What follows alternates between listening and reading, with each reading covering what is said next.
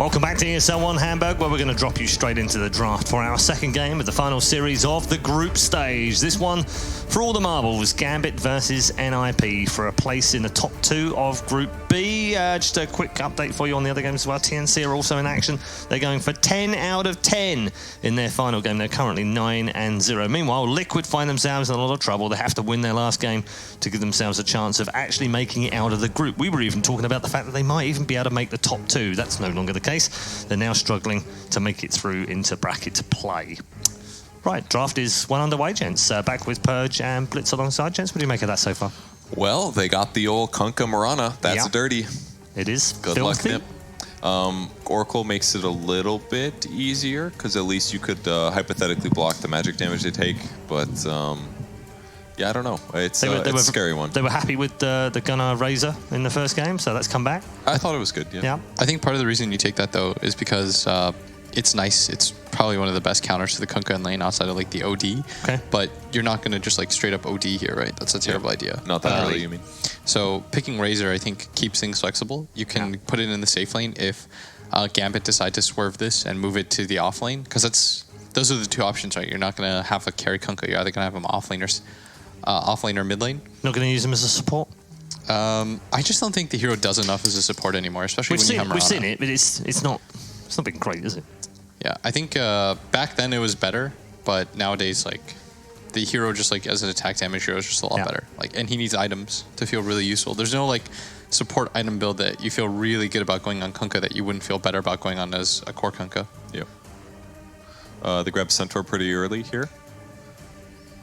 I think that was a response to how the last game's draft went. Just like banning out Universe's heroes, they want to make sure that he gets something he might be a little bit more comfortable on. And this is also a way to deal with the gyrocopter in case they think Gambit still plans on picking that. Yeah, it's still in the pool. Could happen. Yeah, because I thought the Legion was good, but it wasn't incredible. Like, he dispelled some stuns and things and had some good duels, but if you don't have, like, if you don't kind of run away with the game a bit with duels, then the hero starts feeling really mediocre. Yeah. We've seen a lot of ABBA bans, and we haven't seen it played very often, but when we have seen it played, it seemed kind of underwhelming so far. Hey, it won last game. It's not that underwhelming, actually. It's just because, like, heals are pretty busted in Dota because they're kind of a rare-ish mechanic. There aren't a lot of heroes that can, like, overwhelmingly heal, and it makes team fights a lot harder, basically, if you're in the right position. And he's, unlike most healers, he's a healer that you don't really want to focus ever either. So he's kind of safe, and he just buys a lot of like support, core, defensive items. Could be really nice. Facilitates I'm talking rubbish, the of course, because actually earlier on when we saw the Abra, it was actually a support. Yeah, that's true. Which didn't look good. Yeah. Had a rough time. But that was are you talking about the one when he was against the Bristle? Yeah, that was kind of like it's going to be always hard. That's a really bad matchup. Yeah. So just abnormal. And then there's also VP who hasn't been playing super amazing. Yeah, it's true. Undying the next pick for Gambit. Give them some good lane domination stuff. And up you go back for the laner.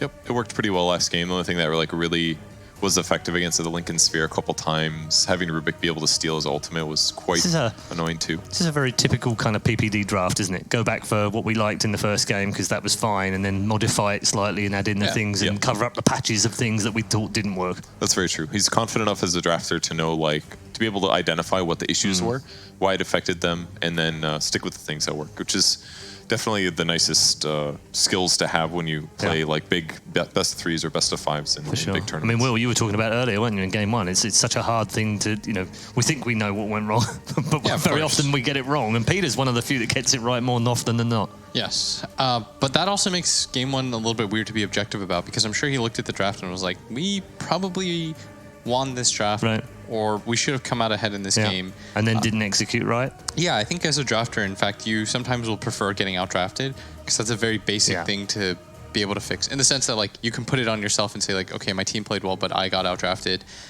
Where did we go wrong in the draft? Like, that's a little bit easier to analyze, whereas like these micro and macro level plays, they come from just playing more. It's really hard in the middle of a tournament to change like the way that your team plays itself. Like, you're going to tell them like mistakes that they already knew, but that doesn't really solve the entire equation anyways. Because like you said, you don't just watch the replay in the 10 minutes that you have off. Like, you need more time to dissect and like look at what went wrong, how the laning phase went. You have to go like bit by bit. It usually takes like a good replay session, takes like half an hour to like look through to find like the spots where you can improve as a team. Or you could hire a weatherman that does it during the game and has all the clips ready. Wow. Who do we know that could do that, Will? I don't know. Who do we know? I've got it's on the tip of my tongue. It's me, Red Eye. Is it? Yeah. It is. Of course it is. It's always Jokes, Kevin, jokes. You know I love your weatherman segments. I could definitely marry them if they were. You don't have to wait long. Only 16 hours. And then you get to see one. Amazing. Can't wait. Yes, it is. Hamburg 2019. For the third year. ESL One Dota.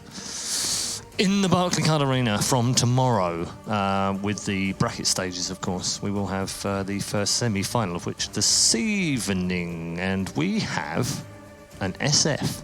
Have seen a couple of these already this tournament. Haven't looked particularly strong. Gunnar actually is the person that I've seen play it the most. Have you? Do you think that, well, he's not going to play it here, but because he's on the wrong team. I think it's not bad against the Razor mid. High damage. They don't have the best ways to get on top of him aside from the Centaur, but maybe they can do a good job against him in the laning phase.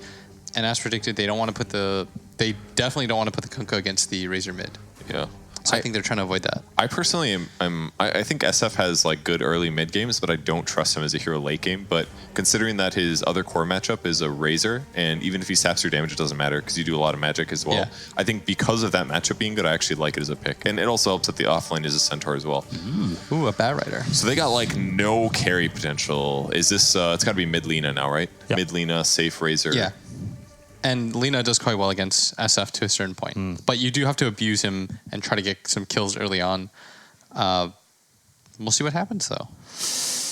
Interesting. Is that a 10th pick winning pick, though, Kevin? I mean, it's kind of weird, right? If that's the support, then it's not the most typical support. It can work, but they it does could do match bad up. Mid. They could. But then where their only carry potentials are Razor? You go Razor, Bat Centaur, mid, Bat? Razor safe to beat the Kunkka, and then you send the Centaur bottom to beat the Gyro, and then all of a sudden you've got 3 winning lanes. If that can work, yes, they're going to win. If that doesn't work, they're going to get crushed. If that's their rules. Am I wrong? They're not going to have carry potential. Yeah, I think you're right in that regard. Okay, thank you very much, Purge. Thank you to Blitz. We are done as far as the draft is concerned, so let's head upstairs back to our commentary team for the final game of the group stage.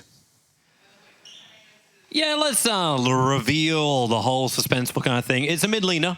It will be a support Bat Rider, so maybe a little bit more stable with that kind of rollout, less all in. But how do you feel the lanes work here for NIP with what they've got? I like it. I think it's better this way. I was going to be really disappointed if Gunnar once again is on this mid Razor, especially if you're going to first pick it. Does not feel good. And Lina against SF, always been the Lina favored, although SF can turn it around if you get off to a good start of the opening waves. I assume we'll at least have more activity, as both teams have one of my favorites. I think that's definitely possible after game 1. Yeah, we've got stuns. That's what's key. Stuns, disables, the ability to do things. I do believe we will see a more appealing game of Dota play out in front of us. Things are good. Stuff and things. Stuff, not so much. Things. Yeah, things are good. It's a pretty good bat game, too. There's no cancel for it, although I will say it is not... I've never liked bat much against Undying. It's really difficult to ever find an opportunity to blink into a fight if the tomb's already down. And is that when you actually don't build the Bat Rider for Blink? Do you actually build him with like drums? Because he is in that forward role. I like the bots drums style here. The one thing that is nice though is that you'll have a big advantage in the laning phase in theory. Bat Centaur up against a Gyro Undying. If you get too many stacks on you, even as this really tanky Undying, you still might just go down to a level 2 bat. Can you actually afford like these items? Like you're a 4th position Bat Rider. Obviously, there's a lot of money still potentially able to come into it. But like, do you have to change up your item build for what you normally run as a 3? Like, if you're going like BTs and Blink Dagger, do you get too late with your timing as a full bat? Ion, arrow, juke. Yep, straight through everybody. Light Strike Array, that's a nice double one. That's a lot of stolen damage. They can just kill Vampire now. He goes for the trees, miss uphill. Gunnar won't be able to find him. The PBD traps him from the other side, and Gunnar actually takes the kill from down the low ground. Yeah. Fairly certain they were leaving that for Skidder. But, the tips coming out too to try and tilt him. Well done. That's big for Gunnar because then Skidder even does the good luck as well. I like that because you want your Lina to have an edge on the Shadow Fiend, who went nuke first, by the way. And we'll see how this plays out. Bottom is going to be a 2-on-2 Kunkka Marana. Solid lane, but up against the Razor, not ideal. Oh, this doesn't seem like fun. It's just too easy to get that initial control. And all of a sudden, you've got total lane dominance. That's going to be 3 denies for the Razor, no problem. And Batrai's really keeping those stacks up. Really feels like as far as the laning phase goes, like everyone's kind of got their dual combinations that can work really nicely, but Shashlo is just getting a little harassed out of this bottom lane. Like I'd favor NIP at the moment. At least Shashlo is able to steal the creep wave to come with him. And this is one of the things that people have learned to do. If you're ever countered in lane by the opposing core, that means it's time to pull the creeps, because obviously you're going to force that core to stay under tower and farm there. Even if Kunkka were to die here, I think you'd live with it, but no, he'll be just fine, and he'll be able to farm this wave, no problem. Missed the CS, though. And so weird to watch a Centaur walking around with 420 HP. It's been dropped down to by FNG. Is continuously just decaying the Centaur. But Dream's got no real harassment yet. He's actually holding his second skill point for the moment to see what they need. I think it's about time that FNG also is able to buy a stick. Yeah, it's the first thing you want to do, right? I'm surprised they didn't try and give him a CS so they could have been able to pick it up. Level 2 now on Biver. You got to be really careful, FNG. If you tank one more stack, you're in some deep trouble, but he wisely heads all the way up to top left, so he should survive, no problem. Mm-hmm. This is when you get itchy if you're JJ and Obs in this game. A lot of burst damage can arrive very quickly towards the mid lane, especially as those Razors start getting up in levels. And Lina just has this nice harassment damage with the 1-1-1 build. Fiery Souls, just this harass, harass, harass. Let me just spam again. Harass, harass, harass. He's doing a really nice job pressing onto GPK, who's got the salve, so he should be just fine indeed. There it is. Oh. Biver doesn't have enough mana. He's sticky napalming up, but he doesn't have enough for a Firefly as well. Yeah, I'm very shocked he went for a Boots first build on a 4 position. I'd get it if he was trying to pull creep waves more often, but yeah, as you said, like no mana regen, no mangoes, no nothing. So, you know, they look at him and they're like, well, you can napalm us a couple more times, but we know you don't have the mana here to actually mess with us. Yeah, even if you get stick charges from the decay of FNG, it doesn't feel like it's still going to be enough. FNG can't spam decay that much. Nowhere near as much as a 20 mana cost napalm. Yeah, so far, only lane going well for Gambit is up top mid. Definitely in Lina's favor. Gunnar doing a really good job, but of course it does help out at first. Now he's got it. The Mango just arrived on the courier, and the Firefly is up, and FNG is almost down. The damage from Dream. Well, at least he'll get a rebuttal into Biver.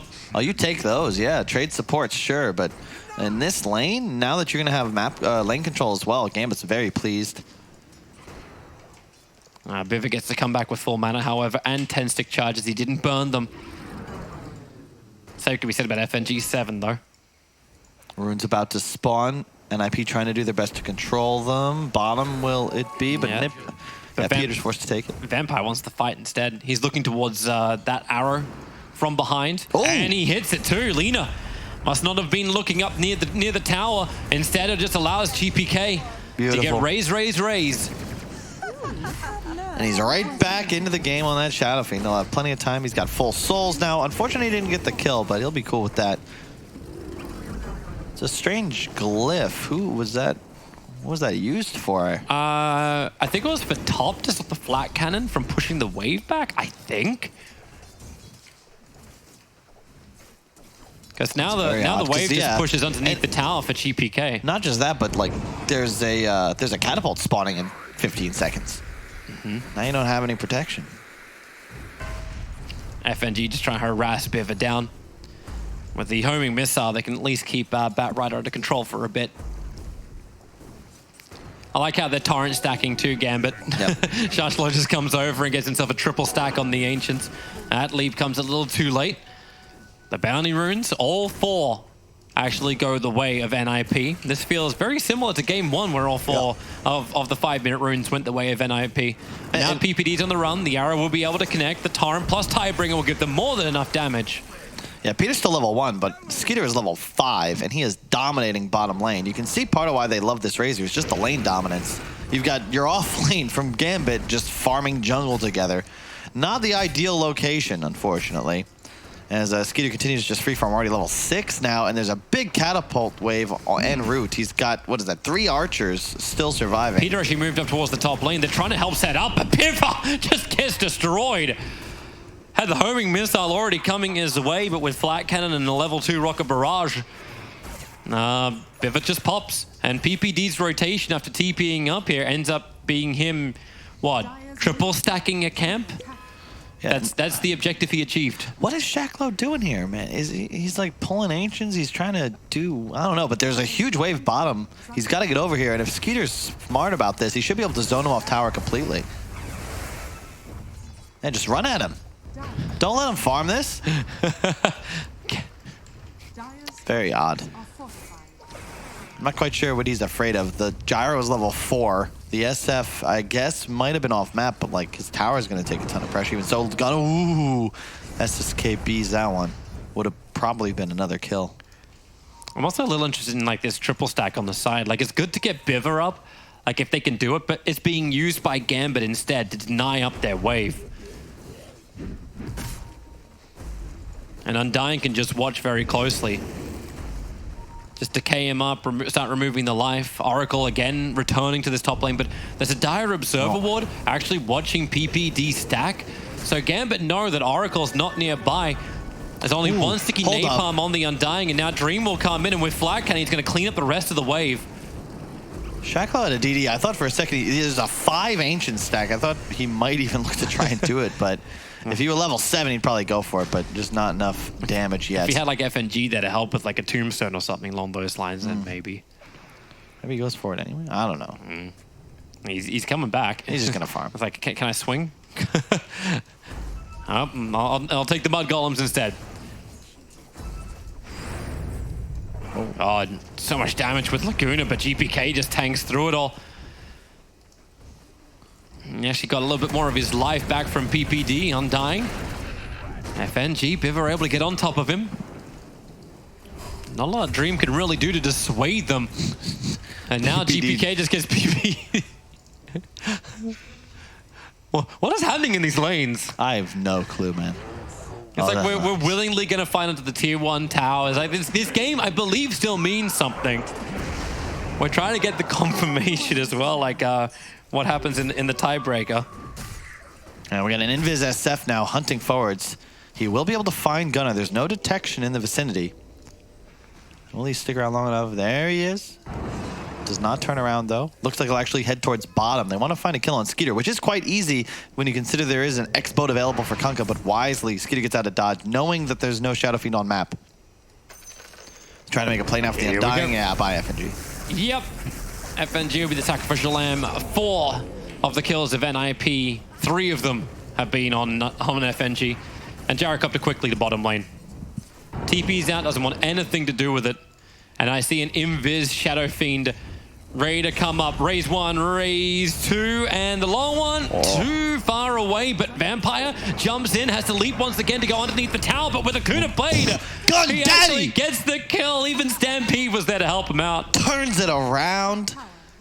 Cold-blooded ex-Vampire. Even gets a little taunt. Not bad. Slight lead for NIP, and they need this W. To your point, I'm fairly certain that head-to-head would be your primary tiebreaker, but if Nip were to win this, they'd be tied in points with Gambit. It would be their head-to-head would be 1-1. So the only thing I've heard so far, and I'm sure Paul will break it all down for you at the end of this. That's why we pay him, right? Liquid dropped that first game to Quincy Crew. So, and Wind and Rain also lost to TNC. So if Nip can win this game, I do believe we would have a tiebreaker scenario because both Gambit and NIP would have 5 points and a 1-to-1 head-to-head. So unless there's maybe it's like Newtstadt's score that would be the deciding tiebreaker. It is. It's something along those lines. But now, as I said, like Paul will run us through all of this one. But the easiest way for Gambit is just to win this game, and then they're guaranteed that upper bracket position. If not, we go to the judges. It's Razor, man. Level 10, 10 minutes, and he gets so much XP. He fortified prematurely, and now a 5-second arrow from Murata. That was on purpose. He wanted to ensure his catapult stayed alive.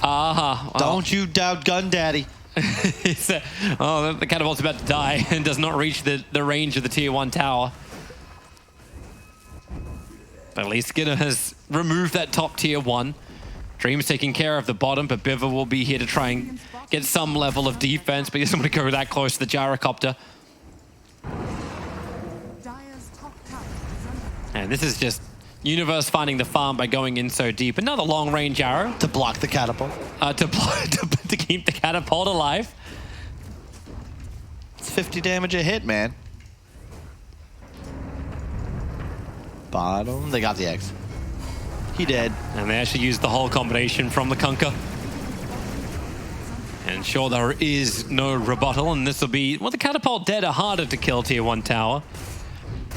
Oh, middle lane, Yule Scepter, Gunner sends him up. Light Strike Array will connect, and with a Stampede forward, Universe will get there in time for the Hoof Stomp, meaning those one charges of the SF are not enough to keep him alive. That's a great usage of the first Yules. Make a rotation around Gunner. You can't find that kill on Shadow Fiend alone. And he's now substantially ahead of GPK, who's also going for the Yules build. Risky in this scenario. There's so many stuns on NIP, not to mention Oracle could purge that off with a well-timed Q. Need some mana there for Vampire. Oracle, yeah, you can try and regenerate yourself up. It will work. Now Gunner, here we go for a Yule Scepter once again with a Light Strike Array. You thought you can kill my captain? Think again. Luckily, Vampire spent his gold. No, he didn't spend his gold actually before he's dying. sitting at 1200. He's playing very aggressively. Not sure what the idea is, and looks like they did clear that bottom ancient stack for the gyro. It's still at 2, but it was bigger just before. And now he's going to be going straight for the BKB on Gambit's gyro. So they're looking to hit a timing. But I'm not sure if you're ever really able to fight into NIP. They've got so much lockdown. Although they don't really have anything to pierce that BKB, with the exception, of course, of the Link and the Lasso, which I guess is enough. Unfortunately, both kind of new to the gyro, so not sure if that's the choice you should be going for instead of, say, a Rushed Ags or Maelstrom, but we'll see how it plays out. They're trying to go after Gunner. And there's so much support next to him. Stampede's off cooldown in 20 seconds time, and Oracle has False Promise available. So whoever you go on is never guaranteed, and Peter using his already established sentry ward just to clean up Gambit's wards. Yeah, checking out the map. Similar to the previous game, both sides just mirroring. Of course, Gambit this time have lost their mid tower early on, which makes it a lot easier for Nip to play this advantageous high ground around the top shrine. I do like this from Gunner, where he drags the creep wave. He doesn't want to go into the mid lane, so he uses the slave to drag the creep wave up to where they are. It's already pretty well established they're here. Now the Light Strike Array. Shashlo, he just walks up the hill into them with the Stampede. They stand right on top, and goodbye Kunkka. Support does not arrive. GPK also missing that first raise. And there's more to come. FNG on the run. Yule Scepter is on cooldown for Gunner. Oh my god, he keeps hitting all of these Light Strike Arrays, and just Gambit are willingly running in. It's like they just want to get to the main event already, win this bracket or not. You don't walk up the high ground with no vision, Toby. Especially after the Lena dragged the creep wave up there and revealed position. They're there. You've got vision behind the mid tower and in the Radiant jungle. There's no one home. It's just that weird moment where you're talking about how it's telegraphed that NIP is sitting up on this hill and they want Gambit. Yep. Oh, let's walk up. Like if he wasn't the Abaddon, then it would make sense. Kunkka TP stop. Gonna look to defend. Has that Hooded Defiance up and running. Mm-hmm. Very effective on a pipe next item. Try and ensure they can help survive the Lena combo. Moonlight Shadow, but the illusions are attacking Undying as he walks underneath the sentry ward. Everybody is coming over from Gambit, but there's no one in range for them to initiate on. In fact, there's only even 4 heroes. It's a 5v4 up on top. Undying will drop an Observer ward. But there's a Blink Dagger on the Centaur. They can see it under the obs. They're not going to go in here. There's too many dire heroes standing on top of the rune, and they're going to get both bottoms uncontested anyway. I gotta say, I really like Gunner's decision here to buy the bots early on. You have a blink on Centaur. Bat is also rushing a blink.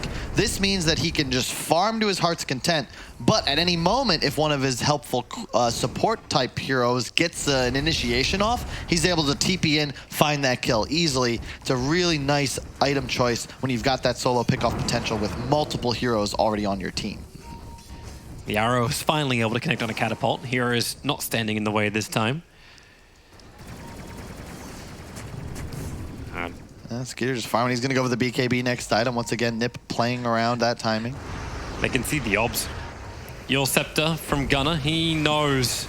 Oh, some Universe jumps in, but Dream is there. But the Light Strike Array catching out on two, even without the Ether Lens, but with the X-Mark Torrent combination, the arrow, he actually went from one side of the arrow to the other. Lasso will pull back in the Gyrocopter. The Torrent's still going to be absolutely perfect. Skitter's in the middle of this fight. Another great Hofstomp from Universe, just keeping Gambit under control so NIP can back up away from the Requiem and get into relative safety as they mop up the tombstone. I want to see that one again in slow motion. The X-Mark jumped him from one side of the arrow to the other, dodging the stun. I thought Gunner made a mistake there. He stopped to hit the rocket, which meant he was then stunned and able to be killed. Here we go. Somehow they whiff. A nice initiation there from Yudi to immediately turn back. Good double stun from Gunner, but watch, he hits that. Now he's in a really rough position, so he catches the X.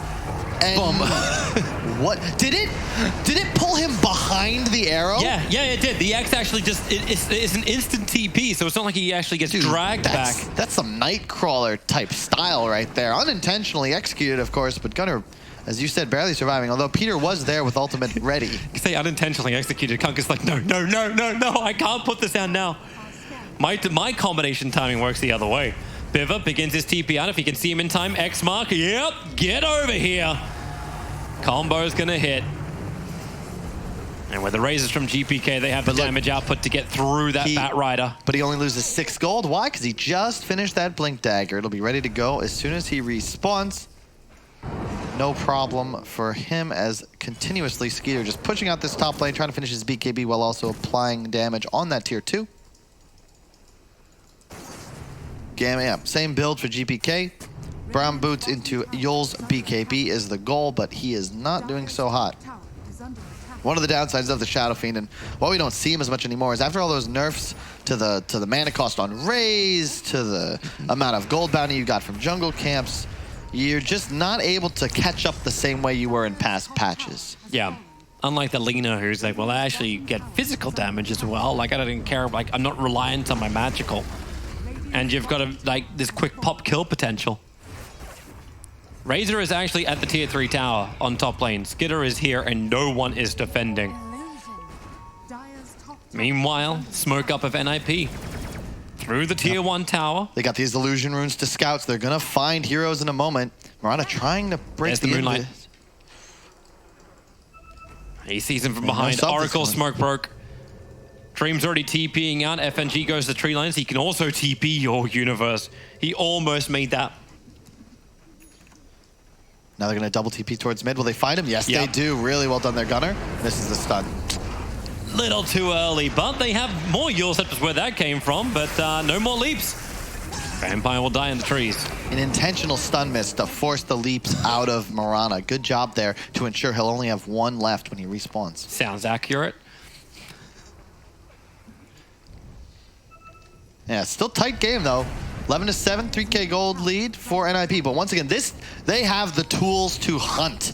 Previous game, they had a team fight edge. This time, just more ability to slay. Double blinks. Undying, able to get his ulti off. He's trying to get the tombstone over on the hillside, so they can't really fight it, and now it will come down while Skitter being caught underneath the ship. The Stampede is out, got stunned up. False promise from PPD, breaking Skitter free. PPD will lose his life for this, however, and the heal into Skitter, it doesn't look like it should really be enough. It's barely enough for him to survive. Gunner creating space, but X marks the spot, drags Skitter straight back into this fight. They've got the ability to hunt, but do they have the ability to 5v5, especially considering SF Toby wasn't there?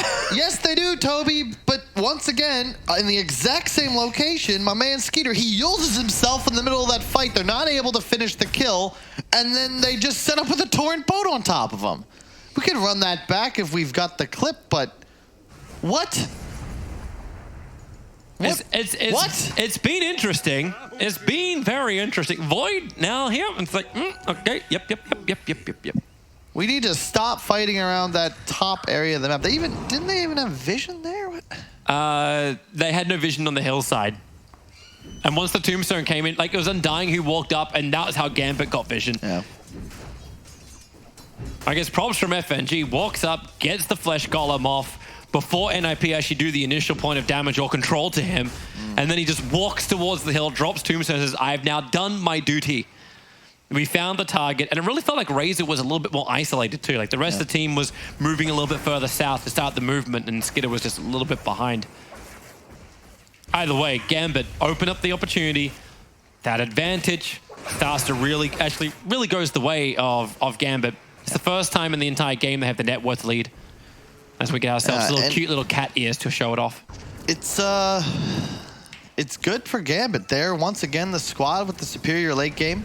NIP traditionally, since Peter joined the squad, doesn't run those hard carries as often, at least since Pycat was off the squad, more favoring these lineups with like 3-2s, right? But this is a Razor Lina carry versus SF Gyro. This does not end very well for NIP if they allow this game time to hit 30, 35 minutes plus. Probably the reason too why they're looking to force it. Always get Pivot to the front line and attack, but he can get there with the Blink Dagger. He just can't survive that long once he gets in. That's why that force stuff he's got in his quick buy is so essential to get up and running. So then they can play in their position away from the gyrocopter's damage, away from the combinations. All right, Gambit are running in. They saw Razor with the plasma field, and Skidder wisely TPs away to safety. That'll be a tier 1 for tier 1 tower trade-off. Gunner's pushing the bottom lane out. And he's still in full hunt mode. Like Shadowblade BT's Yule Scepter. He can just start solo killing some of the heroes on the field. Maybe not the Kunkka. And probably not the BKB SF. No. Probably not indeed. When I say some, I mean a limited pool of Gambit heroes. It's time to reduce that number. Yeah, the thing about these Blink Daggers is something we've discussed in the past, but they don't help you farm. They help you find kills. If you're unable to do that as NIP, the raw stat items on Gambit will start to pull them ahead of you. I mean, consider you now have a Force Staff on Shacklow, like that decision. You're playing against a Razor and a Bat and a Centaur, always a nice pickup just for that added utility. You've got a BKB though, finished on Skeeter, but the Invis is coming. Gambit on the hunt. Moonlight Shadow from one. Smoke wearing off on the Centaur from the other, as well as the Razor. But they don't find anyone they're looking for. The Observer Ward gets placed by FNG just on the mouth of the pit. Very difficult to D-ward. And not something you'd normally move for. They did scan up NIP. Didn't actually see if that actually pinged when the ward was being planted, but either way, attention has moved from both of these teams towards Roshan. Man. This is back to the status quo, yeah? Let's camp our sides of the river. Neither side with that definitive advantage, and thus neither one really trying to take any risks just yet. Maybe with Bounty Rune spawn about 1:20, we'll see somebody get frisky. Either that or Gambit would just say, we'll take the bottom lane. Yep. Gunner continues to push this out. Like, he's working his way to his BKB. Not to mention level progression has been really good for him. #1 in the net worth. He and Razor hold the pole position at level 17 each. But it feels like the supports as well from NIP are just having a harder time. Like PPD, level 12 down the very, very bottom. Mirana hits an arrow and triggers Moonlight Shadow. She's already useful. Just more effective net worth, but it's for Peter's range. Like if he can get in range for False Promise, then he does his job. You got a DD bottled on Dream. He's probably saving that for the Bounty Rune engagement. He has a BKB. Pipe now finished on Universe, but with both enemy cores having BKB, this is a very tough engagement for NIP. Both teams having Pipe, Force Staffs galore. It's great. It's great. Maneuverability, the fight will be great once it happens. Just need to get to that point. Yeah, the thing is, the name of the game right now, Gambit just has to kill the Lina. Once you do that, the damage for NIP disappears. And they certainly have the tools to do so. A ton of physical damage offered by their cores, even through that BKB, which he is just now about to go back to base to complete. Level 18, so he's got that level 3 Laguna, 940.30 damage dealt if he's able to burst somebody off. 2 for 2 rune exchange once again, assuming somebody from Dire's got the confidence to check that bottom side, but does not appear they want to cross the river. They still got the ones up on top. In fact, they just haven't grabbed. That's a bug. That's a bug. Good Yeah, taste. it is. It's like, why is it not? Why it's on the map, but it's not. I don't know. It's on the mini map, but it's not on the map. No comment. Hey, we're working on it. And also a quick update, but I do believe Liquid has just been 2-0'd by Quincy Crew, which means they are now eliminated from the tournament. Spoiler alert, but hi, yeah, 3 points is where they'll sit then. So with that happening, Quincy Crew actually kind of levels things up with 4 points with wind and rain. It also means that this game takes on even more meaning, as NIP currently sit at 4 points. They're currently tied with 2 other teams for 3rd, 4th, and 5th in the group, so one of them is going to be eliminated. I imagine that'll come down to some kind of weird tiebreaker settings that I am not qualified to discuss. So let's just focus on this game. It's not over yet. You've kind of moved on from like, hey, we're just battling for the winner's bracket position to we're actually battling to stay in the competition. Quite possibly. Well, danger zone. Gambit. Into Roshan they go. 4 heroes smirked up. SF is not included in this. They still have that observe ward at the mouth of the pit. And NIP, we saw this maneuver before. They put a ward up on the hillside and try to take some fights, but now they're like, wait, guys, something's not right. Batrider, get over there. Firefly up, get us some extra information. Blink Dagger is available. Roshan already down at 4k HP. Batrider gets the information. FNG. Tombstone's already been dropped in. Universe, a great help stop. Focusing onto the Mirana. She leaps once and twice and is away. Batrider is the first one to die as raises BKB. It's a long duration, so he can survive for a while, but it's the same thing for Gambit. Buyback comes in for the Batrider. Without his Firefly, though, he can't really get quickly into this fight. The Torrent's trying to create space. Lina, X-Mark, should we pull back in again too? Roshan is still not dead yet, and with the Hulk Stomp, they try and create space. Leap up from Vampire. He's barely like 4-star. He'll get back down again. NIP, it feels like they've just been chasing Cat, but they don't get anything. In fact, now it's Gambit, who are on top of Oracos to false promise himself near the tier 1 tower. I think Dream still has ideas of his own to go over towards the shrine and battle, but it's done. In fact, Vampire will finally get killed off as he didn't get down the hill in time. Oh man, it's just not a fight you can take, Toby. The Tombstone is down. This is the problem playing Batrider with no hero that can acquire vision. You need the Razor to get in there first so that you're able to blink it from the side, pick somebody off, but Gambit have double BKB. You get into the pit, sure, they're just going to pop them, use all their spells. Oracle, Centaur, Bat, they want no part of this engagement. And once the BKB on Lina fades, he's got to play incredibly conservative. As you could see, it's just too much team fight on the side of Gambit. Really well done there to just force that engagement around the pit, get the objective, and secure an advantage in the game. They are rocking and rolling now. They really are. 4,000 advantage. Keep it going. Maybe someone will discover that bounty rune on bottom and you can push the advantage a little bit further. It's still sitting there 28 minutes in. It's only been alive for 3 minutes. But Gambit are drawing a line. That's coming in from FNG. Push the bottom lane. There is no tier 2 tower down there, so if they have a purpose with this Aegis the Immortal, it could have been to clean up the other tier 2 towers, but as we were mentioning in game 1, tier 3 towers are the biggest currency. Get rid of that shrine and really restrict the map for NIP. The homing missile is chasing Gunner. He's got movement speed, he's got a Yule Scepter, he doesn't have a tier 2 tower. He doesn't have teammates near him either, but that'll be fine. GPK's like, oh yeah, bounty rune, I'll take that. Maelstrom picked up on the gyro. He's starting to get really strong, Tobes. Nice X on Shacklow, abusing the factor of that TP back in, then return. Any map mobility is quite nice just to improve your team's efficiency. Means that he's now full mana with that new item and looking to stay aggressive with that Aegis. They can leave him bottom and perhaps look to sweep around the map. Mid tower still available for Gambit to take. It hasn't even taken much damage yet at this point. Yeah, that will be the objective they search for. And they got extra defense now too. Not just a BKB, you got a Lincoln Sphere on the Shadow Fiend that's arrived. It's gonna make it almost impossible for Biver to get any level of initiation onto GPK. And in fact, he's even just putting it on the Gyrocopter. Like if that's the way you're gonna play this, Gyro will be your front liner. Razor has given some decent momentum up to the top lane, Biver. He can keep that going if he needs to. Same thing for Universe. On the bottom lane, NIP just keeping the longest poles pushing. So far, you know, what I feel like is really missing from this NIP lineup, like nobody seems to want to take risks ever, Toby. It's been 2 straight games. Like, there's 5 heroes mid hitting your tower. You can see the Razor, he's just hiding up top, but all game I feel like there's opportunities. They could have, we haven't seen a single move with this Lina bots. You know, you can't bat one lane Centaur the other. A little split, all of a sudden, Gunnar TP's in, that's a kill. Not happening. But I also don't think Gambit's giving him the opportunity. Like it feels like NIP have the game plan. You push out the sides, we win this game on the side lanes. But no, you don't, Toby. You don't have late game. Hey, I'm just saying it's a plan. I'm not saying it's a good plan. I'm just saying it's a plan.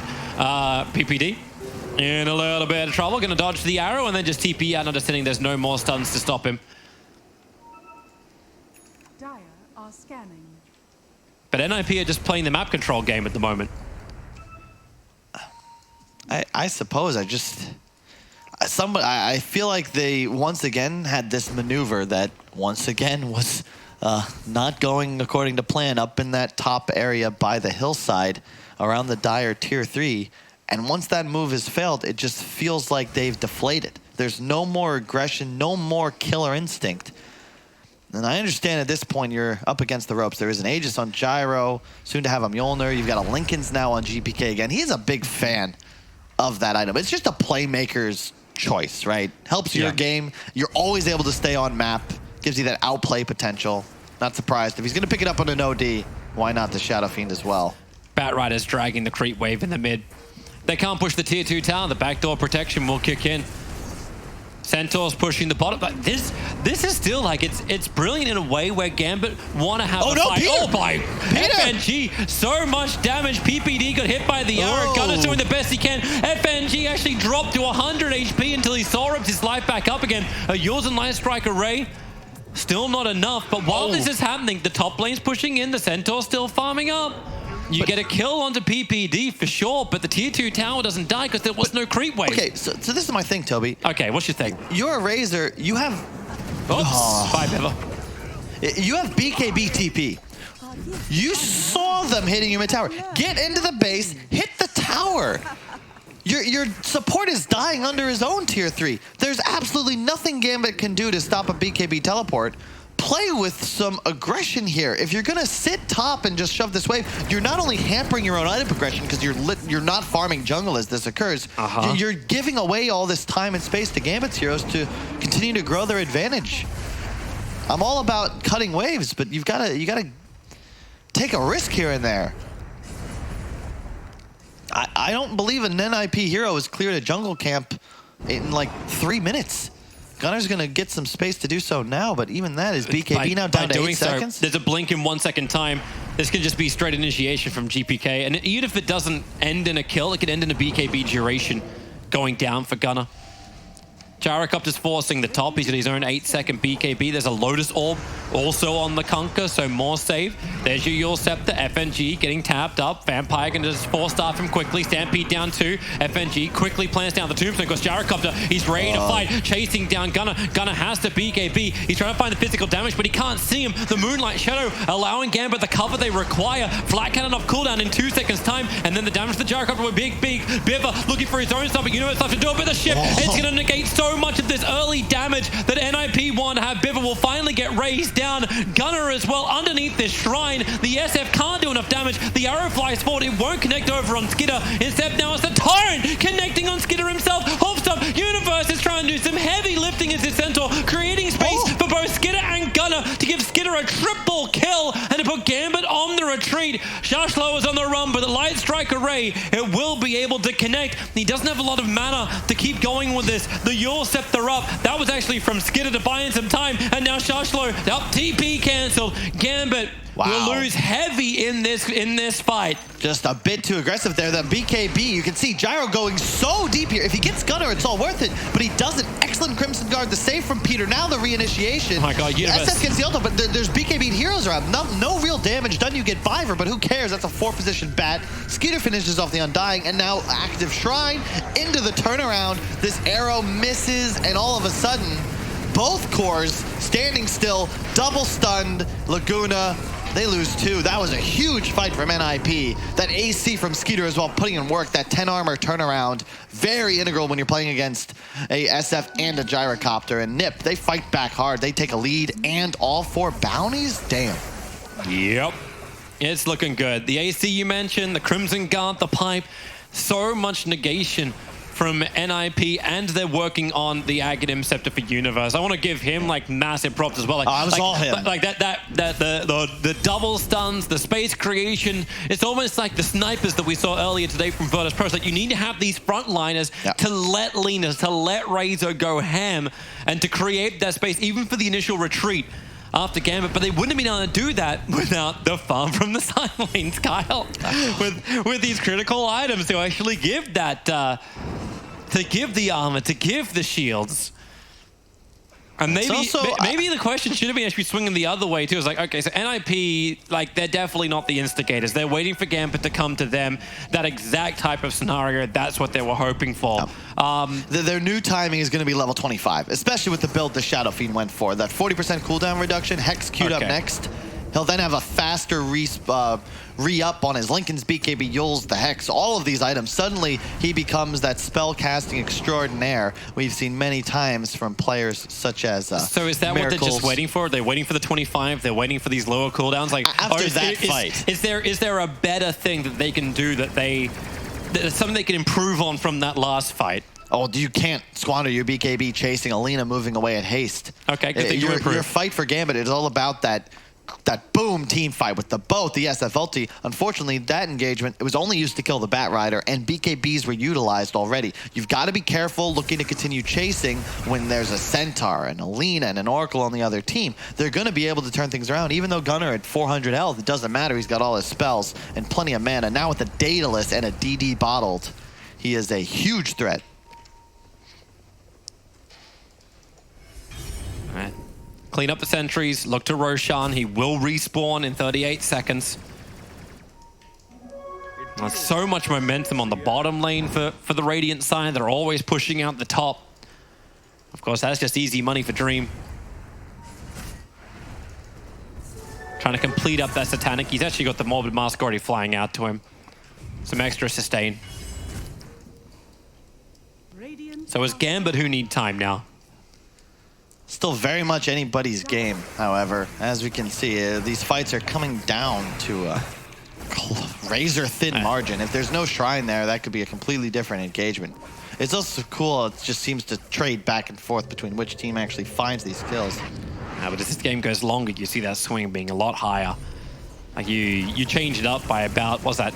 That's 12, 14,000 in the experience. Net worth's pretty high. Tombstone being dropped down by FNG. They're looking for a target. Centaur having to run this one off. Where's that X-Mark Torrent? They're going after the Centaur, but that's a Centaur. You don't want this. You want something better. Biver goes up, and here comes your call down, well away from everything. No one from NIP is looking to engage here. You cannot chase up the high ground, Gambit. You already made that mistake once. Don't make it again. Be very cautious. Not just that, they have no gyro call down now. NIP looking to get aggressive again. Why does Dream's actually starting on Roshan? He got bashed up, so he's a little late to get out of the pit. Universe obviously not having this information that we have, so he wasn't just going to jump and go. Yeah, buyback up on every single hero in this game with the exception of Kunkka and Marana. SF now spending his on an ultimate orb, so he won't have one, but it does not look like they're going to be approaching the pit anytime soon as is. And they want to get some extra money into Universe. He's 500 short of his buyback if he finishes his Aghanim Scepter right now. He needs more surplus. Gunnar will come in, look at Roshan. Sentry ward being planted. They have to get rid of that Dire Ops, however. As sees everybody coming in. Arrow flies forward, Skitter. Man, that almost looks like he knew. Dodging it out. X marks the spot. Hey, Biver, get over here. He's going to get crushed by the boat. Is there enough protection with the promise and maybe with a pushback? In a cooldown and flat cannon damage. Another jumper from the SF, winding up the ultimate, but the BKB was already protecting the lead, but had the physical damage. Gunnar back underneath that shrine. I can't believe this thing is still here. Because they haven't taken the tier 3 towers. The false promise PPD will die. He has buyback available, and back to Roshan. 4.3 KHP. Yeah. Best defense in this game for Gambit's a good offense. You've got to get on top of Gunnar. Don't let him sit in the back and chunk you with that Daedalus damage. They do a great job forcing the Roshan engagement. Now they're going to try and get the hell out of here. Yeah, that Gunner's they are. TP'd in. Whoa, he has no BKB. You got to be so Wow. careful. Wow. Down to 50% Universe. There he is with the double hoof stomp, creating a little bit more space. Lasso from Batrider. He's caught Marana in the back lines, but Dream starting with a flat cannon damage, splitting all across NIP, and Universe putting himself to the test. He's fat. That Mega One is Dream. If he can just die, the Soul Rip keeps Dream alive. And the arrow, it hatches Gunner in the tree lines. Skidder as well, caught by the torrent. The feet are getting wet. Gunner having a little bit more time, bought by PPD, getting that false promise off. Again, has to sacrifice himself for the greater good. The false promise will wear off. Gunner is still barely alive. The same cannot be said from Skidder. Sent up and towards the air. The Yulson protects him, and then four-staffed up. Dream is staying with him under the tier 3 towers. They continue the dive, and GPK, he's even going to BKB for this one. The Universe is done. Will not stop the SF from beating into that Centaur. Dream begins his own TP out underneath the tower, barely surviving. Man, calculated or big balls. Either way, Shashlo up in the air. He'll hit the deck into Gunner's stun, and he'll lose the life of the Conquer. But somebody, the runes. I can hear Bulldog in my ear right now. All 4 still on the map. Check out this replay. Gunner, man, what a play from PPD, because Gunner just walks into the arrow, tanks it, praying for help, and there's Peter coming through, making sure that his core, Lena's going to survive with like 200 HP on the outside, but because he lives for so long, it keeps Gambit in the engagement, and they end up losing, who was that, FNG and the Marana, who both bought back. Skeeter with the time of the Yule Scepter will be able to then save himself, because there's no follow-up stun. The boat whiffs. Nice pushback from Biver as well to keep Gyro away. They do lose him eventually, but Shacklo and the gem go down because it just took so damn long. Hang on, more action coming. Yeah, they're chasing after Biver, if we're going to start calling him that now. SF blinks himself forward as the scythe actually puts it over on Gunner. A quick stampede. This is Aghanim's upgraded, but it's still not enough to save Biver. Oof. They do drop the tombstone, however. That's maybe feeling like NIP would come out. But without the tier 3 towers dropped, Gambit still can't remove these shrines on the map. And that's going to be big. I mean, now there's no more Aegis as a part of this game. Yeah, no Aegis. Won't be up for a while. 5 minutes on the first respawn. No Aegis, no cheese. Both got burnt during the last engagement. Yeah. Gunner, yeah, he's huge right now. 25k net worth. Oh, they caught the Lena. The arrow flies in. Hexed up. Gunner is dead for 100 seconds. Space is being created. He does have 6k in the bank, though, so plenty for a buyback plus an item. But that is, what, the 3rd or 4th time our man is caught off guard? Godlike streak going down to the Gyro. That is less than ideal, as he now closes in on that butterfly, only 2k away. And we've discussed this. There's no MKBs purchased on the NIP side, so sure, that data list is a ton of DPS, but all of a sudden you're doing 35% less because there's going to be evasion up on that Gyro carry. Level 25 now as well, with 3 charges in the homing missile. Just attack faster with plus 100. Do it, Skidder. I think he's also tossing up at the moment if he wants to finish up his Satanic, but he needs the buyback available. As here they come, Lena's buyback is up. Will she decide to use it? The Placerfield trying to create space as the Tombstone will stand with the tower. The lasso, they got him! They did not get the Lotus off in time, but Gyrocopter protected by the BKB, just TPing out under all of NIP. Away to safety. They have no gem either. They lost it. Wait, someone have it? No, it's on Uni. They might find Shacklo once again. Biver has dust. He's not using it. Shashlo's waiting in the tree lines. Here comes the arrow. My God. Almost hit on the Batrider. He'll get out. And so will Vampire. They all retreat. That's the dream. And now the game is so simple for Gambit. They already want to target the Lena. Now he's got no buyback. He'd be dead for an eternity, effectively, if they're able to find him again. Got no buyback, and BKB's on cooldown for 35 seconds. And it's also now just a 5-second duration. You got to be, I mean, credit to Uni. He's 3-0-11. The man is playing out of his mind, doing everything that he can to keep his teammates alive. They seem so focused. He's like he's like a parent of a twin 4-year-olds. They do everything they can to harm themselves, and you've got to do your best to keep them out of danger. Don't play with the diapers. Don't play with the diapers. They're full. Get away from that one. Away from the sharp knives. Arrows are fishing for information through the trees. It's sort of right. There's to pick the other side of the mid lane. Mass homing missiles get to fly forward. They're all being cleaned up because Lena and Razor just attack so fast.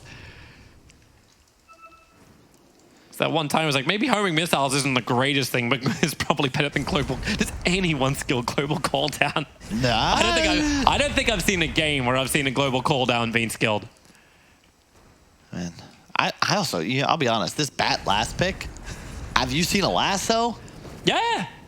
Like, in the last 3 fights, it wasn't let me bad. rephrase. A lasso that warranted a 22-pick bat rider, because thus far, really not much work being done. Although credit to FNG, he's almost always getting those tombstones down as his team engages. Makes it very difficult for Viber to properly position, especially with just a blink force staff to his name. He really wants that BKB up ASAP. I will always remember the argument for Bat Rider, which is the fact that he's mechanically just always going to be a great hero.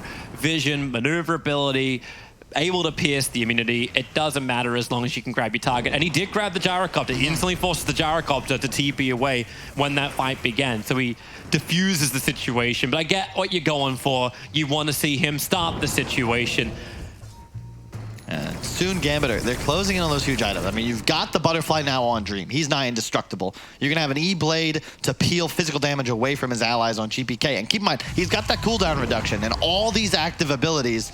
SF now playing with a 40-second cooldown on BKB, a 13-second cooldown on Sheepstick, 7.5 on Lincoln's. Like, it is so much fun to play this hero now. I think Lena's probably the funnest one to watch. Plus 175 attack range, having that Daedalus, just being the long-range sniper that she can be. And I think it's one of the biggest things for Gambit. Like, how do you break high ground unless you're able to get NIP to go down? Because the second you go up, you're going into a place where you shouldn't have vision. That's true. And NIP, they know where they're strongest. And here we go. Called out Vampire in the mid lane. The Observer Board gave him the extra information. Dead for 100 seconds. Roshan may respawn in 56 of this, but the pressure's being applied on bottom lane. There's no buyback on the Mirana. They know this on Nip. They can look to perhaps make some maneuvers here, but it's just so difficult to try and break a base. But they don't know when Roshan's going to spawn up, and Gambit can keep doing this where they also split push. Adding a little bit more pressure to the bottom lane may have been a little nicer, though. At least forcing one TP back from NIP, but the illusions of Lena are pushing in the top lane. The Dire scan up because maybe they laid the lost the Roshan timer. He's 20 seconds away from the potential spawn time. FNG. And they're actually coming out. Don't walk up the high ground. There's a hop stomp over here. They at least get the Observer Ward down. Lincoln Sphere protects FNG. Instantly the Tombstone taken care of and a quick stampede away. And still Dream wants to try and take this fight, but has he got the life? He's still got the Titanic turning attention over towards Gunner. BKB duration. It'll last long enough to get away to safety, but Skidder still in the middle, just walking through. I don't know. He is in the wrong part of town. GPK's getting the Requiem off, but it's only Centaur who's close by, trying to create more space. Tom will catch him out. False promise, buying more time for Universe. Mirana's still not up. Oracle low on life. The Ghost at the bottom, a little bit more time. Now it's back over to Universe, but Skidder, the re-engage, the Lena, the cannon from range, doing the work. Gunner's so low in life, being chased down by the zombie. The E-Blade pops, so at least he can't attack. X-Mux spot pulls Skidder back in once again. PPD's giving all the life he possibly can, being totally ignored by Gambit, so Laguna can finally connect onto Dream, killing him off, and now the chase happens towards Conquer. Everybody go invis. The Sentry Ward's planted. He's right on the edge of detection. Will hit the deck, turns for one attack. Vampire's there. The buyback's coming thick and fast for Gambit. X-Mark, Torrent, arrow flies through. Hits absolutely nada as Razor still protected. PPD ensuring no magical damage is able to connect as Roshan has spawned up, and the question will be fight or Rosh. You gotta try and contest this Rosh if you're NIP. You don't have the buyback on Gunner. He's gonna come back in, reset, full man and HP. This could be the fight for the game as we once again can expect a real barn burner here. Both squads need this Aegis. Refresher Orb on the Rosh. This is number 3. Here we go. Stampede time is already off cooldown. Getting low. Roshan, very, very low, 2.3k. Watch the timing for it. Here comes your ship, your Torrent. The BKBs will protect him. Roshan snatched by FNG. He gets the Aegis to the Immortal as down comes the Razor. Bit by bit with Laguna. FNG will join him, but that just means that more tombstones for NIP to deal with. Razor will buy back, TPing out towards the Shrine. Gunner protected enough by the false promise. The damage from GPK is not going to be enough. Another hop stomp. Universe, create as much space as possible. Skidder, look at me. I've got a disco ball as he moves moves over a little bit further. SGPK blinking forward, searching for PPD. Glimmer Cape, one raise, incorrect. Second raise, he's holding it. There's the Observer Ward to give the vision. 3 heroes from NIP, down without buybacks. And maybe this is finally enough for Gambit to come high ground and take their first tier 3 tower of this game. It's gotta be Toby. What a play. I mean, Uni's doing his best. His core heroes, they're doing their best. They're wandering in through no man's land, taking so much damage. They have to BKB defensively like 400 HP. FNG, the hero, picks up the Aegis from under all the core's noses. I'm just waiting for GPK to jump in and go for it. It's just deja vu. It's the exact same game. Nip, I love the aggression, but they make one mistake in the top jungle. All of a sudden, the game's going 50 minutes. You don't have the late game. You allow the enemy cores to get 6 slotted and level 25. Uni, he is averaging like 2.7 heroes stunned per attempt, but now dead for 60, no buyback. Not much to do but watch his base go down. These stats may be created by Kyle's brain.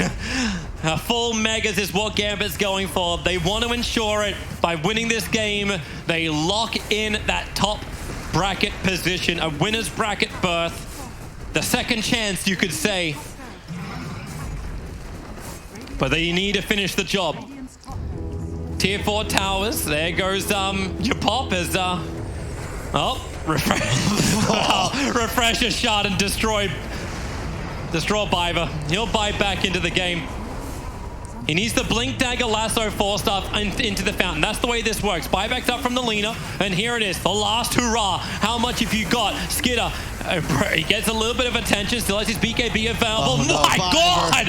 Oh, Gunner! Man, he thought he was a hero. That's really the game. Universe again, just improving that stun counter. Skidder, he's tanking as much as he possibly can. With the help of the Satanic Heal, it was pretty good, but that is GG. Called out now, Gambit will 2-0 NIP, ending their run in second position behind the 1-game defeated TNC, who ended with 9 points, the same as VG Gaming.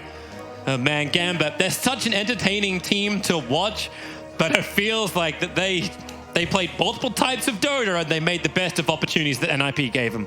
They really did, Toby. And just, once again, they hang on, they fight through it. A hell of a long game, and it's ending in a similar fashion in in this entire series. It's just Gambit taking this decisive fight in the end game, forced into multiple buybacks, but it doesn't matter. They pull through in the end. Another great performance by GPK and Dream on those big cores, but I got to give my MVP to Vampire with those arrows, dude. I swear, like no setup even. In fact, I think he had a lesser hit rate when there was an X first. What a game. Man, fantastic from Gambit. Terrific performance from them. I'm interested to see what Red breaks down first, either that game or the 3-way tie for 4 points in Group B. Yeah, I'm already getting my abacus out and